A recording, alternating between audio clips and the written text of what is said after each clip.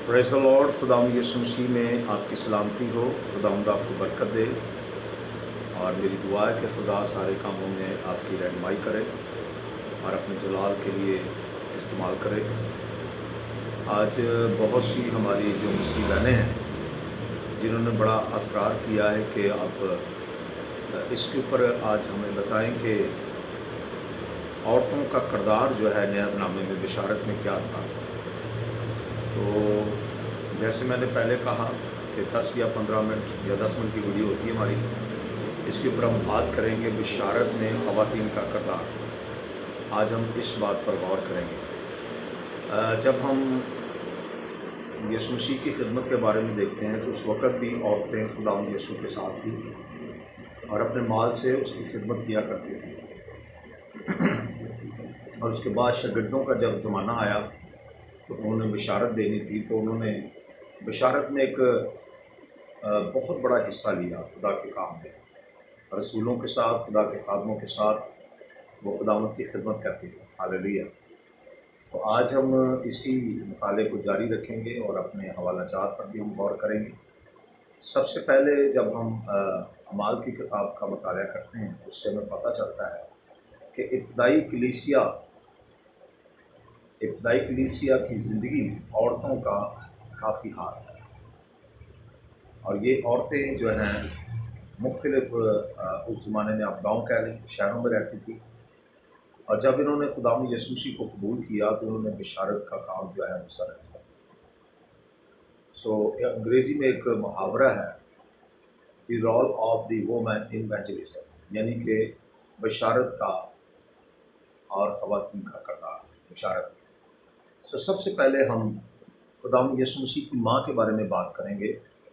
आए हम अमाल की किताब उसका पहला बाब और उसकी जब हम 14वीं आयत का मुताला करते हैं हमारे सामने ये बात खुल जाती है कि मुकस्सा मरियम जिसने यीशु मसीह को जन्म दिया, ना सिर्फ वो उसने यीशु मसीह को जन्म दिया बल्कि वो शागिर्दों के साथ और रसूलों के साथ भी खुदावंद की खिदमत में शाना बशाना रही।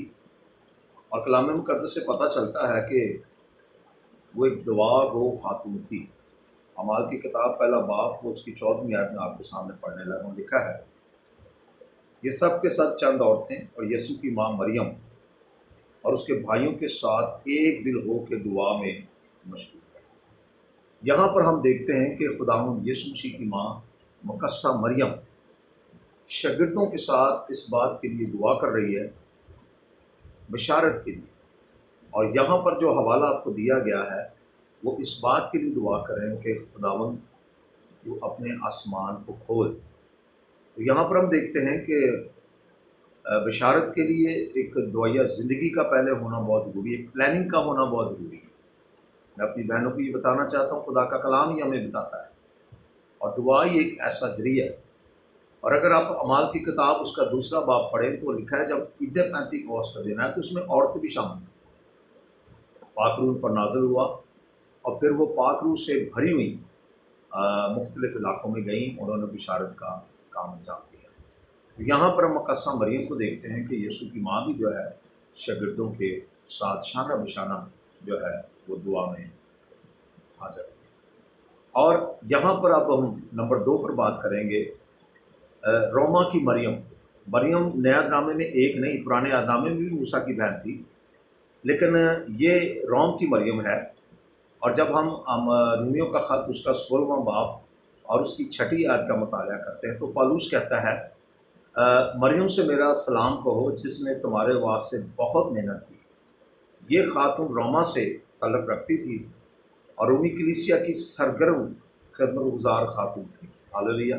इसके बारे में हम नया नामे में इतना नहीं जानते, लेकिन इस बात से पता चलता है कि ये जो मरियम थी जो रोम की रहने वाली थी, ये सरगर्म और बेदार थी और बिशारत के साथ थी और रोम में ये रहती थी और उसने भी खुदावंद यीशु मसीह को कबूल किया था और बिशारत में हिस्सा लेती थी। ये खातून यरूशलेम की रहने वाली थी जैसे मैंने पहले कहा।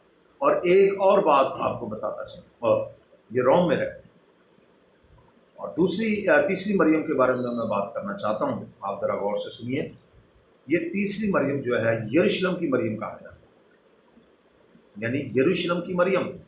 اور اس کے لیے جب ہم خدا کے پاک کلام کا بھی مطالعہ کرتے ہیں تو ہمیں پتہ چل جاتا ہے، اور یہ خاتون یروشلم کی رہنے والی تھی اور یوحنا مرکز کی والدہ تھی۔ یہ وہی مرکز ہے جس نے انجیل لکھی ہے۔ اس کی ماں کا نام بھی مریم تھا، اور نیا نامے میں یہ تیسری مریم ہے۔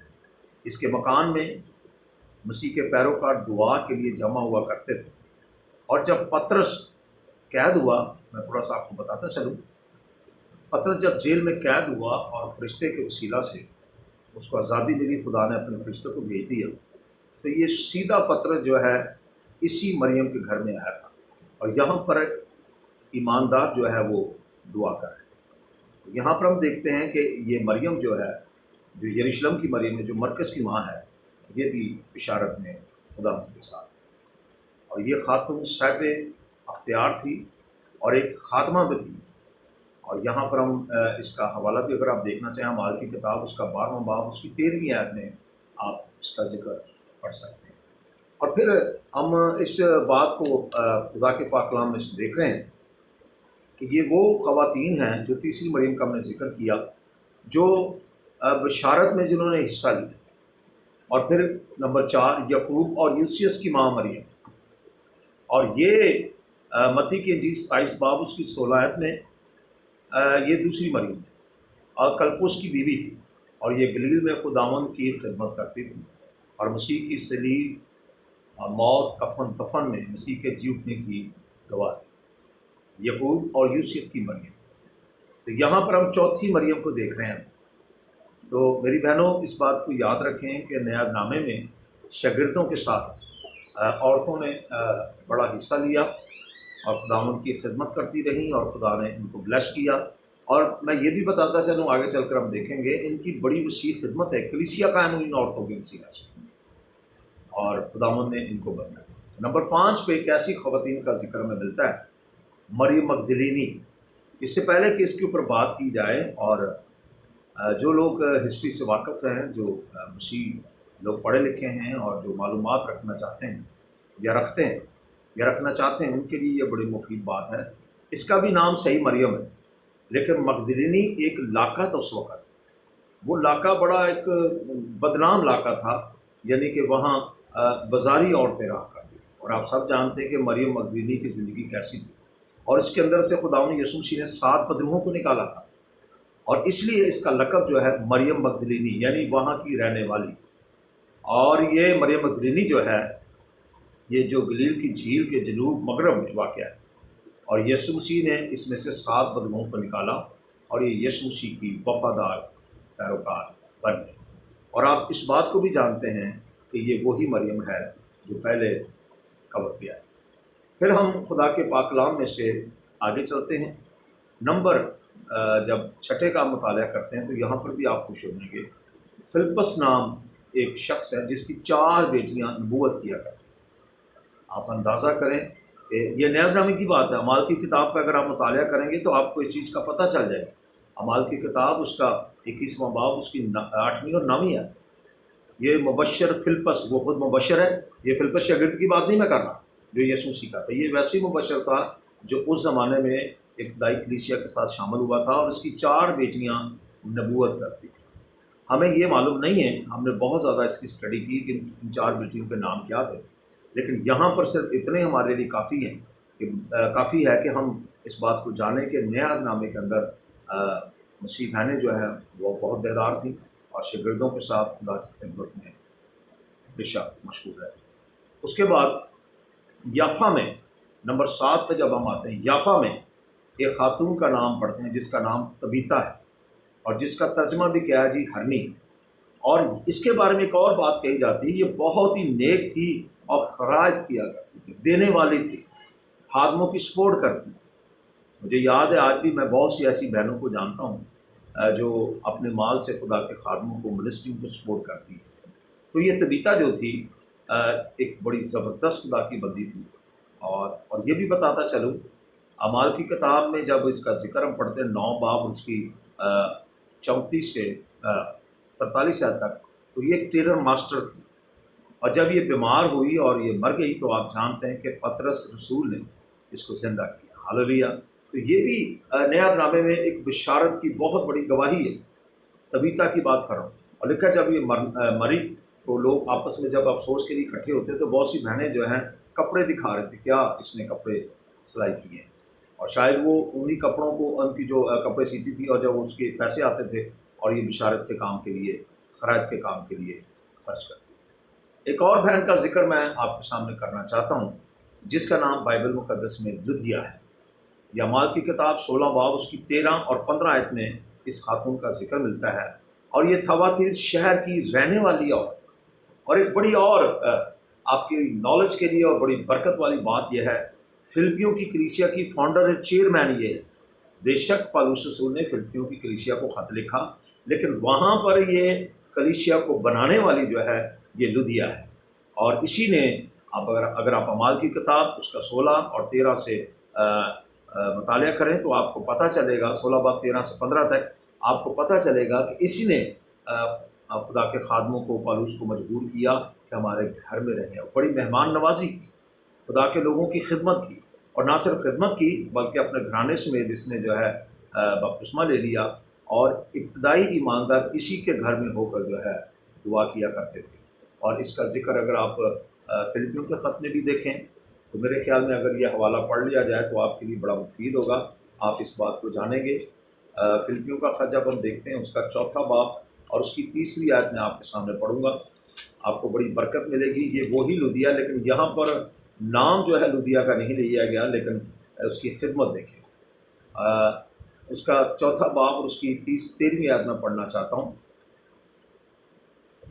بلکہ اگر ہم خدا ان کے پاک کلام میں سے 3 آیت پڑھیں تو اور بھی اچھا ہو جائے گا، تاکہ واضح، ہمارے پاس اتنا ٹائم نہیں کہ ہم اس ساری چیزوں کو بیان۔ 2 آیت سے پڑھنا چاہتا ہوں، میں لدوکیا کو بھی نصیحت کرتا ہوں، ستموں کو بھی، وہ خداوند میں ایک دل رہیں، اور اے سچے ہم خدمت، میں تجھ سے بھی درخواست کرتا ہوں کہ تم ان عورتوں کی مدد کرو، انہوں نے میرے ساتھ خوشخبری پھیلانے میں کلمینیس اور میرے ان باقی ہم خدمت میں جان فشانی کی جن کے نام کتاب حیات میں درج ہے۔ فلپیوں کی کلیسیا کو زیادہ بنانے والی رہنمائی، بے شک یہاں پر بہت سے خادم تھے، ایسی نہیں کہ خادم نہیں تھے، لیکن اس عورت کا جس کا نام لدیا ہے ایک اہم کردار ہے بشارت میں، اس نے بڑا زبردست کام کیا، اور یہاں پر ہم دیکھتے ہیں کہ خداوند نے اس عورت کو برکت دی، ہاللیلویہ۔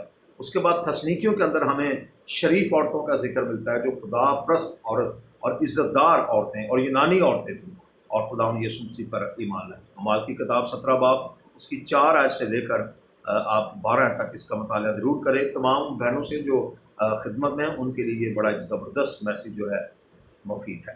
اس کے بعد کرنتھس میں ایک کپلز ہمیں ملتا ہے، اور لیکن یاد رکھیں اگر آپ غور سے اس کا مطالعہ کریں گے، شوہر کا نام ایسے پہلے آنا چاہیے، لیکن یہ سکلا کا نام جو ہے وہ پہلے آتا ہے، اور یہ کرنتھس کے اندر ہمیں اس کا ذکر ملتا ہے۔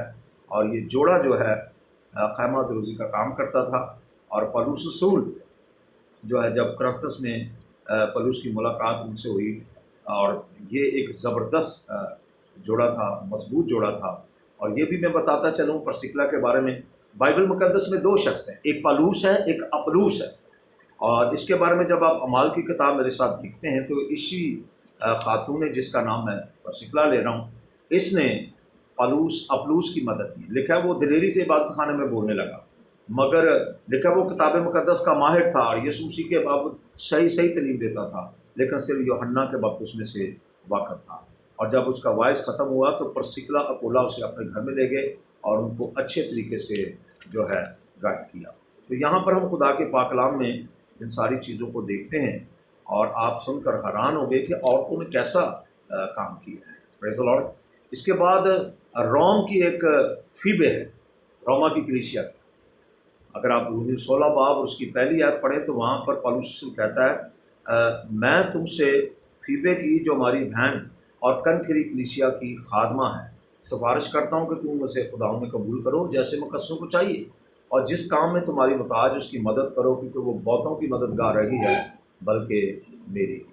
اب پالوس کہتا ہے فیبے کنکری کلیسیا کی خادمہ ہے، کہتا ہے وہ بہتوں کی مددگار رہی ہے بلکہ میری بھی۔ تو یہاں پر ہم دیکھتے ہیں کہ فیبے کی بڑی زبردست خدمت ہے، اور یہ بھی بتاتا چل کہ یہ روم کی کلیسیا کی ڈیکنا تھی، اور کنکری کلیسیا کی خدا کی خادمہ تھی، کنکری کلیسیا کی۔ تو یہاں پر ہم دیکھتے ہیں خدا کے پاک کلام میں سے کہ خدا ہمیں بڑے واضح طور پر ہی بتاتا ہے کہ ابتدائی کلیسیا میں عورتوں نے بڑا بشارت میں حصہ لیا۔ اور جب اس خط کو پڑھتے رومیوں 16 باب، تو یہاں پر جو ہے 8 خواتین کا ذکر جو ہے پولس رسول کرتا ہے، ان کا نام آیا ہے، سلام کے لیے کہا گیا۔ خداوند آپ کو برکت دے اور اپنے جلال کے لیے استعمال کرے۔ اس میسیج کو ضرور آگے ٹرانسفر کریں، شیئر کریں، مطالعہ کریں، تاکہ آپ برکت پا سکیں کہ ہماری بہنیں جو آج روح القدس کی رہنمائی میں خدمت کر رہی ہیں وہ ایسی خدمت نہیں کر رہی۔ خدا نے ان کو بلایا ہے اور وہ خدا کے خادموں کے ساتھ خدمت کر رہی ہیں۔ تو تمام بہنوں کو خداوند برکت دے۔ بہت سی بہنیں ہیں نئے عہد نامے میں بھی، پرانے عہد نامے میں، لیکن یہ مختصر مطالعہ میں نے اس لیے آپ کے سامنے جاری رکھا ہے کہ آپ بیدار ہوں۔ خداوند آپ کو برکت دے کہ نئے عہد نامے میں عورتوں نے کس طریقے سے کام کیا، بشارت کیا۔ خداوند یسوع مسیح آپ کو برکت دے اور اپنے جلال کے لیے استعمال کرے۔